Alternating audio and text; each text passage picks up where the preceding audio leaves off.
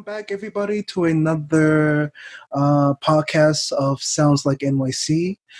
Today, I have somebody that I became friends with on the internet in the past 2 weeks, and he's a very interesting guy. We actually have very similar kind of like would you say like I guess career paths or like career Yeah, aspirations? career paths. Yeah, so it's gonna be fun talking with him. And his name is Joey Papa. And Joey is a musician and producer out of New Jersey. And he's been professionally pursuing, studio life in the studio for the past 4 years. And you currently have two bands, right? Or like two kind of like musical projects going on? Yeah, there's two main things I work Okay. with. So there's Electric Sensei, which is really the brainchild of me and another musician, Spencer Daniele, Okay, very nice, nice. talented songwriter, and he's the Yeah. main songwriter of that project. Uh-huh. And then I help with the production and the engineering side of things, and I Oh, mix all the stuff. okay, I and see. and I'm the drummer. So, but he does Okay, production too, okay, and helps with the mixing process as well. So it's really a joint effort between the two of us. And okay, and yeah, there's a couple other guys in the band. A good friend of mine, Zach okay, cool. Olson, who plays keyboards, and Okay. yeah, it's kind of it. The three of us have been a core for the past 2.5 years, Okay, nice. but we kind of have this revolving door policy. Okay, yeah.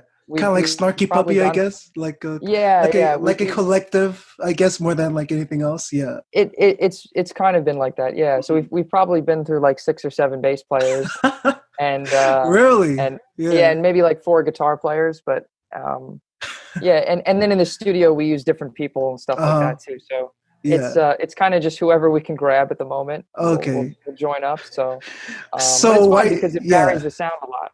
8 bass players. I guess they're like too busy doing like other stuff because I know that like being a good bassist basically is like a lifetime gig. Like you'll never Yeah, be out of a job. it's various reasons. Hmm. Some guys didn't cut it. Some guys Ah, we just weren't that serious enough. okay, yeah. Others were too busy. Uh, Sometimes it works out for a while, and then you don't yeah. vibe with that person necessarily, or Okay, yeah. there's always something else going on. But Yeah, yeah, yeah. um, but yeah, luckily we've been able to stay consistent over the last 5 years. Okay, that's good. Yeah, Yeah, so yeah. that's my main project really. Okay, okay, okay, yeah. And then you have another project, correct? Yeah, Ipkiss. So Ipkiss, yeah. named after Stanley Ipkiss from The Mask. I don't know if Oh, you've okay, ever seen good. that movie from the I've 90s. I've I've seen You know, reviews of it, but I don't think I've ever sat down and watched it. Or maybe yeah, I it's did a, when it's I a was a kid, but like, yeah, I don't remember. goofy 90s Jim Carrey movie Yeah, based yeah, on a yeah, comic. yeah. But yeah, so I just for some reason that name stuck with me for a while, and Hmm. yeah, so that's all me. Yeah. That's my ego in musical form. Oh, yeah, of course. So Yeah. so yeah, I'm hoping to expand it eventually and Hmm. bring some people in and do live shows whenever Hmm. that happens again. Hmm. Yeah. And but yeah, for now it's just like my studio baby. So, what are the differences between like your two musical projects? Like, is there like what do you get out of like doing both of them instead of just like focusing on like one or the other? It's a good question. When I first started Ipkiss, I think a lot of musicians go through this if they have like a main band that they're in, Yeah. and especially if they're not the main creative force. Hmm. Um, I wanted to do my own thing, and I felt that Spencer was pretty adequately putting his Cramping your voice style. forward. Well, yeah, well, no, Yeah. no, no, no. He was Yeah, I'm he just was joking. doing Yeah. yeah, yeah, yeah. He was doing such a good job at writing that style of music that it was like, Hmm. well, I don't really feel that necessary to step Hmm. into this. I'll make a if he asks for advice for certain things, or if I'm working with him on production, I'll give my 2 cents. But I felt like the sound of the band really was him and his vision. Hmm. And so I felt that I wanted to take things just a little differently. And I have written stuff in the past that has not worked for what I intended it to, Ipkiss, Hmm. and then it's gone over to Sensei. So Okay, I see. sometimes that works out. So Yeah. at first I was like kind of nervous to do it because I'm like, well, he's going to think I'm abandoning him. And, Yeah. but I think artists generally understand that, you know, we have to have creative outlets. And Yeah. you have to have multiple avenues of, Yeah. sometimes for some people, you have to be able to create in different ways. So. Yeah. Okay, that's really cool because I feel like, obviously, like I feel like I have like similar feelings too. Like I do like want to like, you know, form a band or like become a part of a band, but I still want to like produce my like own music and like stuff like that. Yeah, it's important to have the one thing I think that you can gear and or guide and is of your, you know, it's your musical baby. Yeah. You got to have one. Yeah. You know, Yeah. Some people are okay with not having it and they're just the side guy Yeah. or side girl or whatever. But yes, some, you know, for me, I've always felt the need to front something. Yeah. So, Is and I that like is that being the like guy in the ego? background Yeah. too. Yeah. Yeah. Yeah, it's a very controlled form of ego, I guess, Yeah. because at the end of the day, like you also have to realize, even though I'm writing and recording a lot of this stuff on my own, I think it would probably be, and this is a hard pill to swallow for a lot of people, including me. My music would be better if I collaborated with other people. Look, I've already realized that as of right now, I can't speak for myself in the future, but I do realize like the importance of like collaboration because like, you know, I'm so limited in you know, what I can do because I'm not that talented. Of course, if I would practice more, probably I'll be like able to do more things on my own. But I do like collaboration just because of like, you have generally, or in most cases with me, I usually will have somebody who's like way better as a musician overall than me, adding to the crap I made, and then makes that crap, you know, 10 times better overall. You're just steering the boat. You're yeah, steering exactly. the ship. Yeah, exactly. I just have like, you know, other people make up for my lack of musical creativeness / skill. So like, it's great. Yeah, and collaboration. It's great because everyone thinks you're talented, Yeah. and then you can ride on that forever. Yeah, exactly. Yeah. No, but yeah, but I do. Yeah, but like collaboration definitely is important, and I feel like especially in like these days of like social media, everybody's trying to, you know, break through the noise and stuff like that. And I feel that like through like collaboration, it's kind of like, so it's not like a crabs in a bucket type of situation where like everybody's clawing for the top or you like bringing down people with you or whatnot. Collaboration, I don't know, it just feels good to help people. They're helping you, and just like you guys will like rise together to the top, you know? So I just like really like the idea of like collaboration. I'm not good enough as a musician to really express all of my ideas by myself, I feel, you know? Yeah. Yeah. Sure, man. Yeah, and that's I mean that's big to admit. You know, you have to be able to admit that and come to terms with it and know that other people, you know, much better than you at certain things. And and that's one of the pieces of the puzzle. Like in the last couple of years, I've really begun to focus on the business side of things and like trying to wrap my head around how to get your music licensed, how to go through the correct avenues of getting contracts done, and the musicianship is important, you know, understanding the business side of things eventually, and then, you know, how important networking really is. Me and Joey basically have like similar goals, but that's basically doing music in Japan and just like working in like that scene and like whatnot. So like, what's your story with like how do you like discover Japanese music, and like what was the push for you to actually try and like go into that music industry, go into that scene? Finally got to see my buddy Koji's band. So we had met my first trip there, but I didn't get to see him play. We just had met in the bar and started chatting. What's his band's name? Dogs. Ooh, they're a grunge band. Nice, yeah. And he's super into, you know, Nirvana and Soundgarden and all that stuff. And so I thought that was really cool. You know, he was like whatever the reverse of a weeaboo is. You know, he's I don't know if there's a name for when Japanese people are really into probably American Japanese culture. people have a name for it, or they just say like something like an American otaku or something like that. Probably something like close to that. Yeah. So he was one of those, and we hit it off, and he spoke perfect English too. So naturally we were able to converse fluently. Yeah. And so I got to see him the second time, and while I was there, something during his show, there was another band that went on after, and they were really good. Do you remember their name? I think the way you pronounce it is Jumo, and it was Never heard of them. French. It was like Oh, okay, okay. Yeah, Jumeux, you know. yeah, So Jumo maybe is how yeah, you say it. And yeah. I approached them after they played, Mhm. and I luckily they all spoke English, and because my Japanese is terrible. Yeah. And we started chatting, and I said, listen, if you guys want a free mix, you know, hit me up. I would love to work with you guys. Nice, nice. And so that was kind of the first band that I had established. Almost when I got back at the end of my Hmm. trip, they had sent me the song immediately. Okay, So they cool. recorded it in Tokyo and sent me that track. And then I went on to mix something for Koji's drummer, Nobo, who's in another Hmm. band called Concursus. They're a metal band. And then it kind of just started snowballing. Like I posted there's the Gaijin music group or something like that. And people are always posting in, you know, for shows. And so I just said, hey, you know, like if anybody wants a free mix, Hmm. you know, I'll do a free mix. And then I ended up getting a few clients that way because I would do one free mix. Hmm. Hopefully they would enjoy it, which a few Yeah, of them did. And then I was yeah. hired to Then we do got to pay the longer moolah. gigs. Yeah, of course. Yeah, That's exactly. how you get them in. Yeah.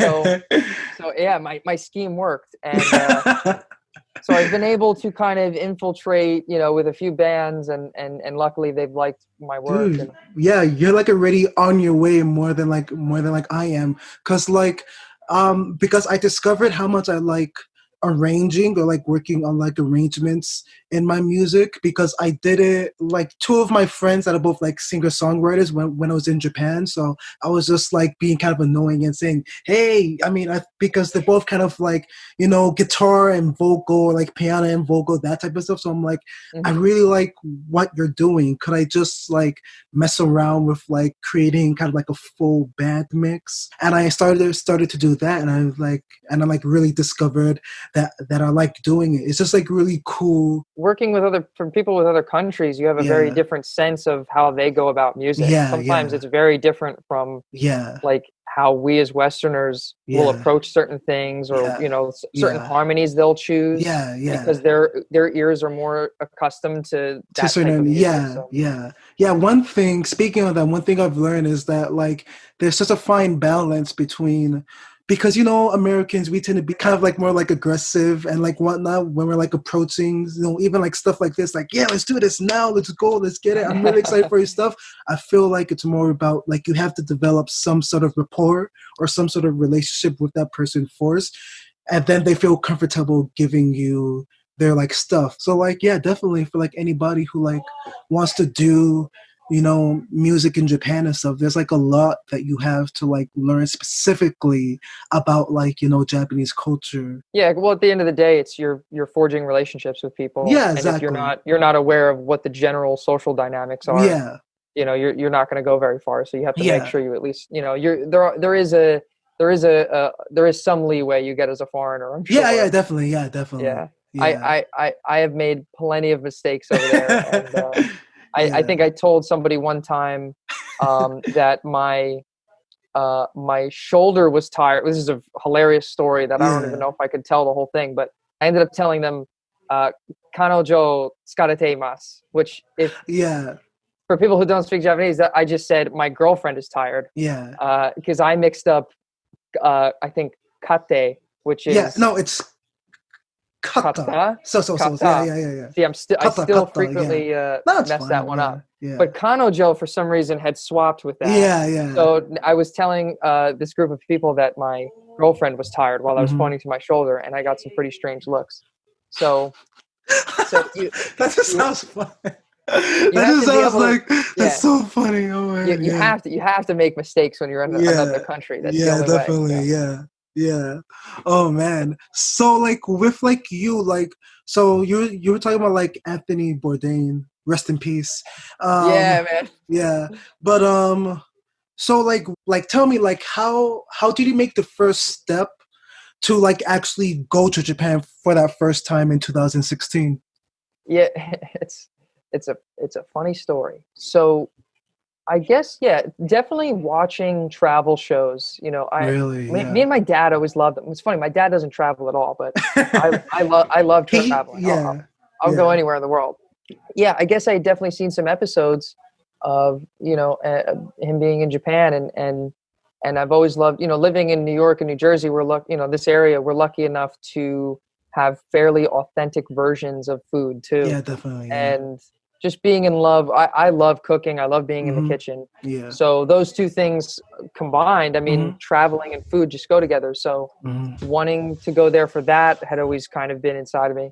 And then that year, a friend of mine had introduced me to Baby Metal. We had gone to see them in New York, and I was just like so mesmerized by the performance and their music and everything. Yeah. I mean, it was just like unlike anything I had ever really heard. Yeah.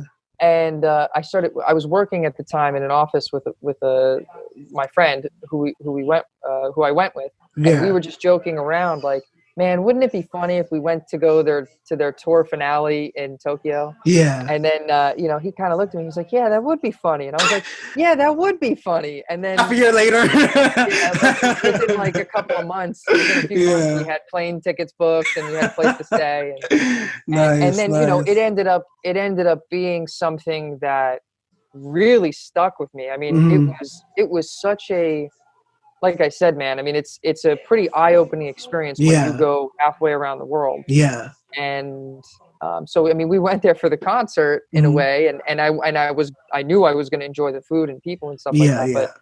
But expectations were exceeded. Then the goal became, okay, how do I get back here? The internet is such a powerful tool. It is. And I'm sure there are ways you could, if your music resonates if you can understand the culture enough and you can make music that will resonate with that culture enough, then you're kind of already in. So as long as you can advertise it, and that's the most important thing. Use social media in the right way, and you have enough people there that you're friends with that will share it around, you might have a pretty good chance of making that happen. So that's definitely one way, man. I mean, another way too is like,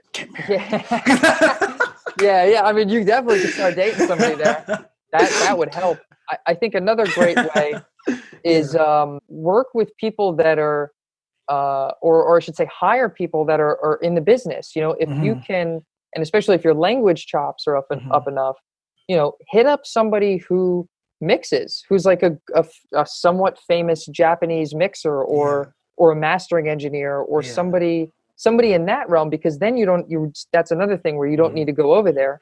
You just have to send them tracks online. You have to hope that the language barrier is not too crazy, but there's definitely ways that you can, but also I have heard that it's very, the gatekeepers are very serious over there. I mean, music is, I've experienced the underground and the DIY type of scene and people who are just kind of doing it for fun.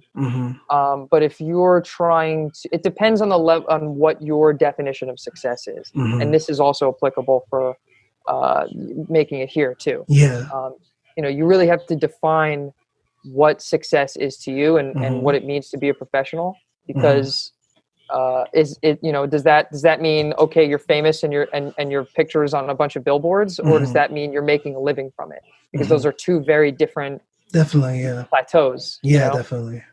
So yeah, man, I mean, it's, connections are the most important thing, of course. Definitely, as we said before. Networking is everything. It'll get you into a lot of places. Definitely. What are some things that because I don't know how much you've like researched about like the Japanese, because you probably know more from like experience, but like what are some of the things that you like appreciate the most about like the Japanese music industry?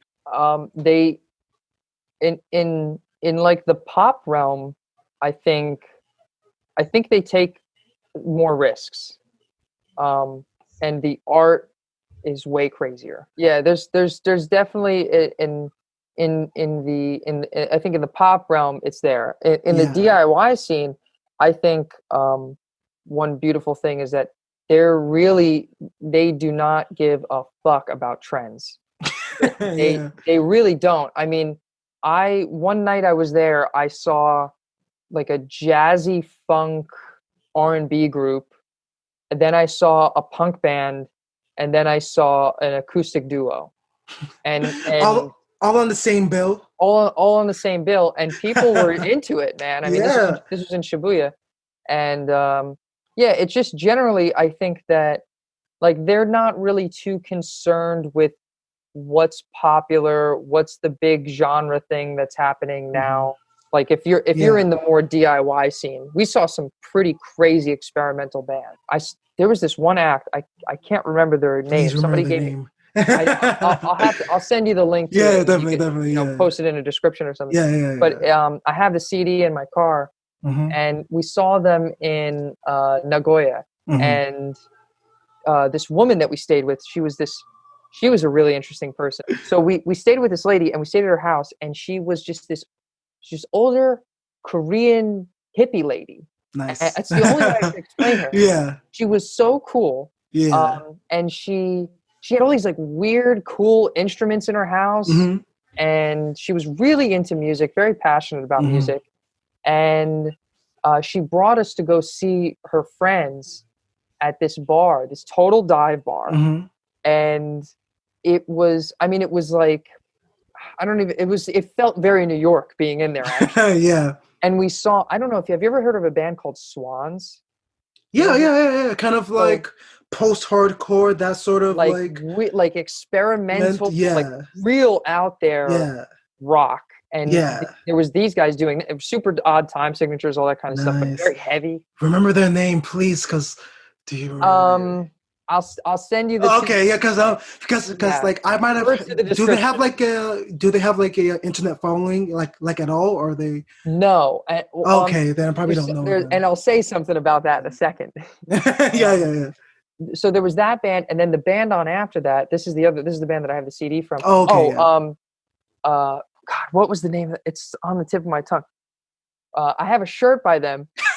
It's Velvet Ants was the first. Never heard of them. Oh, Velvet. Yeah. Okay. Velvet Ants. Yeah. Super, very underground. Yeah. But they were the first band. The second band I have to get the name of. Okay. Yeah. But we are. God, what was it? I can't remember. Anyway, they were like. I don't know, like if Linkin Park got cooked in the desert, like I don't even understand. Like I don't know how to. I'm struggling to understand what that means. It's really not a good description, but they were really interesting. This guy, and it was just a girl and like a DJ, and so he would be playing the music, but he was mixing it live, like while it was happening. And she had these just crazy like melodic or harmonic minor type melodies that she was doing throughout most of the music, and very deserty type sound. That's what you mean. Okay, so in terms of like, okay, I see what you mean now. Yeah. And the DJ guy, he had like an Altoids can with rocks in it or something, and then that was like, it had a guitar pickup, I think. A guitar pickup taped to it, and then that was ran into effects pedals. And at various points in the set, he would shake it, and it was the craziest sound I've ever heard in my life. It was bonkers. And you have their CD. I have their CD. Yeah. Would you even approach mixing for them, like I think I contacted her. Oh my God, I must have talked to them. I would love to mix them. Yeah. But yeah. So I mean, we were just. So that's what. They're really not afraid to experiment, and there's definitely like a noise rock scene there, which totally surprised me. Yeah, some really off the wall shit. Yeah. The only thing I could say that's negative, is that Japanese bands, at least the ones I've come into contact with so far, are horrible at marketing themselves. Well, let me clarify. Yeah. Bands here are bad at it too. It's just something they have to learn. Yeah. Bands everywhere are bad, but there's just like there was a certain type of attitude about it that was different, because even though bands are bad at it here, I think a lot of bands understand that they need to be good at it. For some of the bands that we met over there were like, yeah, we don't really care. Like people will just listen to the music. Yeah, which I do respect that. Yeah. But like, speaking of which, because the Japanese music industry is so slow to change, like everything else in Japan, to be honest. but like, you know, stuff with like, because the music industry in most part it's still a like very 1990s model, or like up until, you know, Napster basically ruined it, not like ruined everything, but basically shook the whole Change the game. industry. Yeah. So for the most part, because you know, no, companies aren't really doing streaming as much like as like American or like other international music industries have like fully adopted streaming. Japan Hmm. hasn't really adopted streaming up until that point, but I feel with the whole, you know, pandemic situation, that's going to change. And but like, yeah, definitely with like CD still being the way most people kind of like buy music, and which I love. It's so endearing. Like the first time I went to like a like rental, like a CD rental shop, it felt like I was in 2005 or something. Like Walking it's an old Blockbuster. crazy. Yeah, it's crazy. It's crazy, and like that's like very endearing. But like, because the industry has been able to survive and thrive, because up until this point, I did like a whole research paper about this, but like Japan is either, probably Korea has like probably taken the second place spot maybe, but like Japan is like one of the biggest three music industries in the world, but the way that they do stuff over here is still antiquated with, you know, with like the labels and stuff like that. So like Yeah.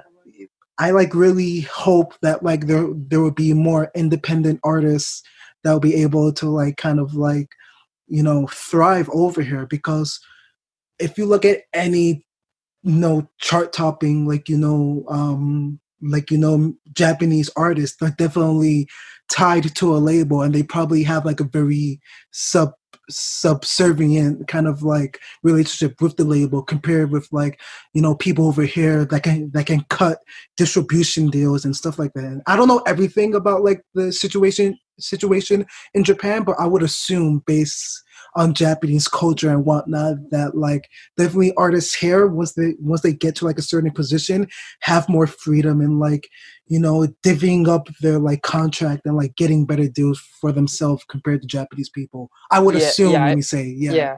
yeah, I have heard from the few conversations I've had hmm, about the upper echelons of the music industry yeah, is that it's not very artist friendly.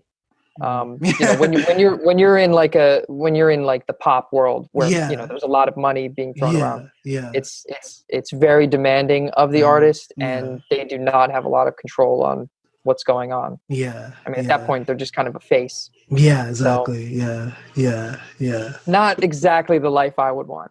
Yeah, obviously not. Yeah, but but like we're not trying to become like pop queens or like anything. Yeah, I Idol don't think I have queens. a shot. Yo, stranger things have happened. I don't know if you've heard, but there's actually like an all white, like like like Korean boy band. Like these like four white guys from like I would assume America have like actually made a life for themselves being like, you know, K-pop group in I mean, Korea. I believe it. Yeah, yeah, it's I can actually, certainly believe it. yeah. I mean, there was that group Lady Baby that was out for a while, which was that, you know what I'm talking about? Yeah, oh my god, He was yeah. like a rugby player or something. Oh, He was he was, Australian yeah. rugby player, Yeah, and that was weird. Yeah. yeah, So yeah. there's, And I you love it because know, stuff like that can like, speaking on like marketing, like YouTube, because Japan, like most people, like most Japanese people will like stream their music, or quote unquote stream their music through YouTube more than like the actual dedicated Spotify or like, you know, Apple Music and whatnot. So right. like the marketing is there, because Lady Lady Baby, what's Well, it was Lady Beard, and then it was like Lady Lady Bear, Baby or like, something. yeah, they would have never gotten successful if it like wasn't for like their whole YouTube campaign, or like the whole like Definitely, yeah. YouTube like fame and stuff like that. So like Japanese people, there's definitely, it's just the people that have to like break through. One of my favorite bands right now is Glim Spanky. Oh, okay, yeah. Um, Oh, okay, and so you know of and them, yeah. yeah, and I got to see them in Nagoya, Okay, and cool. that was one of the weirdest concerts I think I've ever been to in my entire life. How come? Um, the so I'm sure Tokyo. I've never been to like a I've never seen a well, I saw Baby Metal, but that was in a giant that was in the Tokyo Dome. Yeah, So yeah, that's not really like a concert. It yeah. is, but like in like maybe a 2,000 to 3,000 cap room. You know what I mean? Like that type of a concert I'd never been to in Tokyo. But when we went to, we saw them in Nagoya, and they were great, performed very well. They're amazing musicians. Yeah. The crowd, I could not believe how stiff the crowd was. I mean, it was that's a whole different, that's a whole different conversation. Yeah. I could hear the main girl, the singer, I could hear her tune her guitar with it off. I mean, she took the tuner pedal on. Yeah. And in between songs, I could hear her tuning her guitar. I couldn't believe it. I mean, this was a big venue. It's like a very cultural thing and like stuff like that. Like, and it's not like, because for us Americans, if we're like getting crazy on the concert, it means that it's the way that we show respect, and it's the way that we show that we like the music. But again, I figured it out quickly. Yeah. Oh man, that's so funny. And I was gonna whip out my phone too to take a picture, and then I realized nobody took out their phone, and I was like, I was about to take it out, and I was like, oh, okay. That's so weird for like a Glim Spanky show, because like they're like more like rocky. I would have. They have a very Western sound. It's very like rock. And I don't know. I expected at least people to be like dancing and having a good Japanese time. Everyone was just, just sitting there, hands folded, looking at the stage. Japanese society is an enigma in male, in another enigma. Like, it's crazy. Well, that's so funny, because like I haven't been to many concerts. How many concerts? Because I would play shows with like the clubs. So I would like so like I actually performed like at like smaller clubs and stuff like that. But like, I mean, with that, it was like mostly other people in the club and stuff like that and things like that. So like everybody was friendly because everybody knew each other and stuff like that. But like the concerts that I went to, I have to show you this other guy, Taichi Mukai. He's killing it in kind of like the pop R&B game. Load me up like, the links, dude. Yeah, when I was at his concert, people were like dancing. It's like R&B. Like, you can't not groove with like R&B music, you know? Like, you have to groove, you know? Definitely. So like, yeah, I don't know. Japanese culture is it's crazy sometimes, you know? It's just like it's so funny sometimes. And like, it is, dude. It can be very different from what we're used to. Yeah, it's like a whole like, you know, journey of like discovering it, which I love. Yeah. I think that might even be their tagline or something that has something to do with the tagline. It is. I think it's endless discovery, I think, is Japan. Oh, so you mean kind of like I guess like the Ministry of like like tourism. Yeah, tourism, stuff like that. That's their thing. Yeah. Endless discovery. Yeah, I'm pretty sure it is. To be honest, it's definitely endless discovery for us, you know, gaijin. Yeah. For sure, man. For sure. Yeah. But like, so this has been Joey Papa. Thank you so much for, you know, talking with me and just talking about your like musical journey. I mean, I feel like there's like so many more things we could like talk about, but thank you especially for like talking about.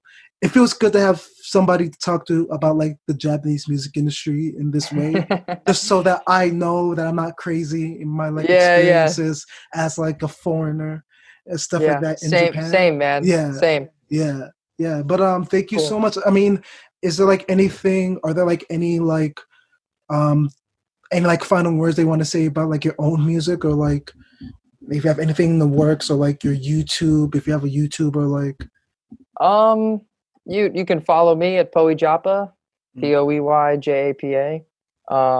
From there you can find some of the other stuff that I'm working on. And it's my page is mostly film photography, but I do post music in the stories and stuff like that. Nice. And then I drum for Electric Sensei, which you can find through my Instagram as well. Nice. But yeah, man, thanks for having me. I had a lot of fun. Yeah. Thank you for talking again, for like doing this. Yeah.